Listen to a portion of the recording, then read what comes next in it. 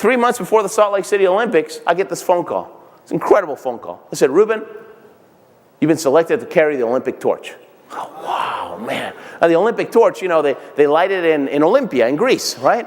And they light it up there, and they flew it to Atlanta, and it went through all the states in the United States. 11,500 people are going to get to carry the torch, quarter mile each. But only 200 Olympic athletes were going to get to carry it because they wanted people from all walks of life to do it. And so what are the chances? I never even won a medal, and they call me. They're just looking for inspirational story type people. And they call me. And I said, well, great. When's it coming through Houston? And they said, December 5th. I was, oh, December 5th. I got a World Cup race in Innsbruck, Austria, December 5th. I'm still trying to qualify for the Olympics. Forget it. I can't do it. But then I started thinking, there's always a way. There's always a way. There's got to be a way. There's got to be a way. God always gives me a way. And finally I thought, you know what? I'll be back in January. I'll be back all of January. I'll carry it anywhere. I'll go to Alaska. I'll walk to Alaska. Just let me carry the torch. And the lady goes, well, hang on. Let me see. And she goes, checks, comes back. She goes, Kansas City, January 9th. Can you do it? I said, I'll be there. Done deal. So then I did a couple of things. I waited till my wife left the house. Garage door closed. The car rounds the corner. Coast is clear, right? I went to the computer, printed me up a picture of the Kansas City skyline, right? So I had that. Got to start visualizing it. What's it going to feel like? I walk over to the bathroom, grab me the plunger, and this is going to be great. People are going to be on both sides. USA, USA. It's going to be incredible. And I just did my little torch run all through the house, right? For about 5 minutes. Just got it out of my system, right? And then I walk across the street to my friend Tom's house. I got a neighbor across the street. His name's Tom. And this guy's amazing. He's such a positive guy. No matter what I do, he always sees the good side of it. He's a cheerleader. You know, when I first got started, when I was 21 years old, and I started going for the dream, it didn't take long to realize that there's two types of people in the world. They're either on your team or they're not on your team. They're either on your dream team or they're not. And the faster you can figure out which team they're on, the better it is for you. So I started testing people, right? I would tell them a little bit about my dream and see how they reacted, right? And so I'd say, hey, I'm taking up the sport of luge. I'm going to be in the Olympics in 4 years. If they laughed, they rolled their eyes, so they just, yeah, you? Right. If they did that, I knew they probably weren't on my team. On the other hand, they said, wow, luge, Olympics, tell me more. How can I help? Wow, if I found somebody like that, that's like a gold person, right? And I held on to them like they're made out of gold. And by doing that over and over and over and over again, I could have filled this whole arena with people that were on my team. See, they were my supporters. And it got to the point where it didn't matter if I crashed 4 out of 5 times on the sled. It was going to be easier to get back on that sled one more time than come back to Houston and tell everybody I quit. Because by then it was our dream. I just happened to be the guy on the sled. See? And so Tom is one of my gold people, right? He's one of my guys. And so after I finish my little torch run inside the house, I go across the street to Tom's house. This guy's amazing. I mean, he'd wait till I'm mowing the lawn every weekend. He waits till I'm mowing the lawn. He's got this huge conversion van.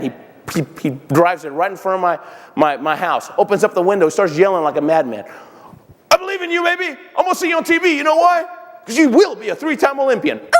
He peels off. There's smoke all over the place. And, whoa, man, I mow my lawn like in 5 minutes flat, right? And sometimes I go across the street and mow his lawn, too. Yeah, maybe that's why he did it. I don't know. But I'll go across the street and I tell him, hey, Tom, I was chosen. I'm one of the selected ones. You know, I'm carrying the torch, Kansas City, in just about a month. And Tom knew I was broke. He knew I was so broke. Because everybody always asks me, you know, who's your sponsor, Ruben? Coke, Pepsi, you know, Microsoft? I mean, who's your Nike? Right. My sponsors, Visa and MasterCard, my own. Right? So he knew I was totally broke. And when I told him I'm going to Kansas City, he points to the big van and he goes, I'm driving you, buddy. Road trip. He drove me 12 hours each way. Now that, you got to find yourself a Tom.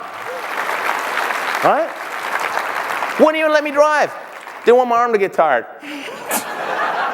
So you get to Kansas City and they're dropping us off. We each have a torch and they drop us off every quarter mile. And there's people on both sides of the street. They've been camping out all night so they can get a good view of the torch or the flame coming through. And by the way, the flame represents the fire in the heart of somebody that's chasing their dream. Isn't that cool? See, it's all about the dream. The Olympics are about the dream. They're just a place that showcases to the world the power of the human spirit. The fact that, hey, if you got a dream, you're willing to go for it, dreams do come true. See? I mean, after all, why is somebody like me, how's going to make it to the Olympics? And so it's all about the dream. And so everybody's, both sides. And so they drop us off, and as soon as they drop you off, man, it's like paparazzi. It's like pictures all over the place, right? And then we start talking. I know me, man. Can you believe it? I got the torch right here. Isn't that great? We have a little moment together. And then all of a sudden, everybody's looking that direction. So I look, and way over there, you can see the torch. It's coming. It's almost here. It's like, oh, man, it's here. And finally, it gets to you. You light it up, turn around. And I could have done my quarter mile in a minute flat. I did my quarter mile in 10 minutes flat. I look like a little old man. Oh, it's so great. Can you believe it? Oh, it's great. It took me so long, my arm got tired, I had to switch hands. Yeah, I didn't want the papers next day to say, Olympics canceled, Ruben dropped the torch. Right? You get to the end, you light the next person's torch, a little high five, they turn around, and they take off. And I just sat there for about 5 minutes, watching that torch till it disappeared. And the next time I saw that flame, there I was at the opening ceremonies of the Salt Lake City Olympics, right? As a 3-time Olympian. And I'm watching all my heroes bring it in, right? It's Dorothy Hamill, Peekaboo Street, and just all my heroes, Dan Jansen, and they're bringing it on. And then just a few yards in front of me, they pass it to, wouldn't you know it, Scott Hamilton. Yeah. God, little skater that inspired me to go after my dream 20 years earlier. I mean, man. I don't know what you're feeling right now, but I feel just like I felt that day. Proudest day of my life.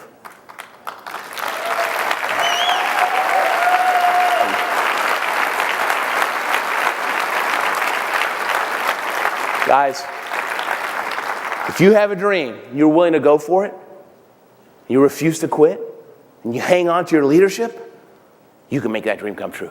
Thank you so much.